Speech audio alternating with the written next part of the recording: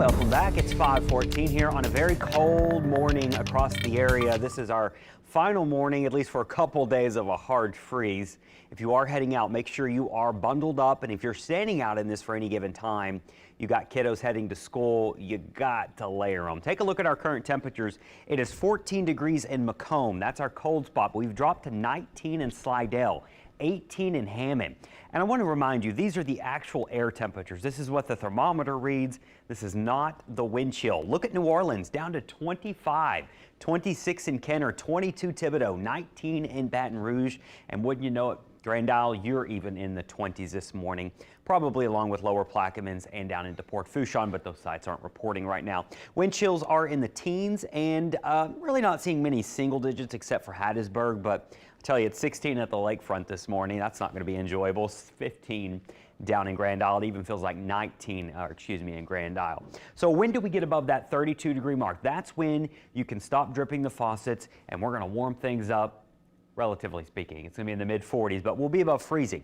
10 a.m. beyond is when we're above 32 degrees. So if you're leaving the house this morning at 8 o'clock, you can turn the faucet off more than likely, because once we get into today, we'll be well above freezing. And then tonight's interesting because we're going to see temperatures drop initially, but then a warm front lifts in after midnight. And watch this. This is at 12 a.m.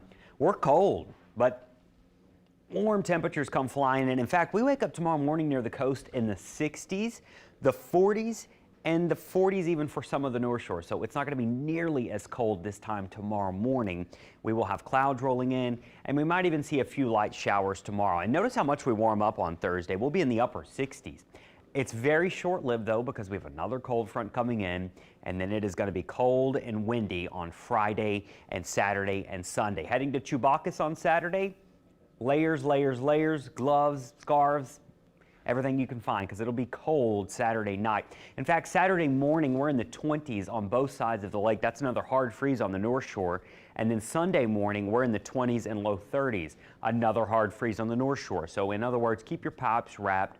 You can keep them wrapped year round, but there's no reason to undo them anytime soon. We're still in the thick of winter. Here in the city of New Orleans and the South Shore in general, we don't have any hard freeze this weekend, I don't think, but we are going to have a light freeze. So your plants, those will need to be protected again.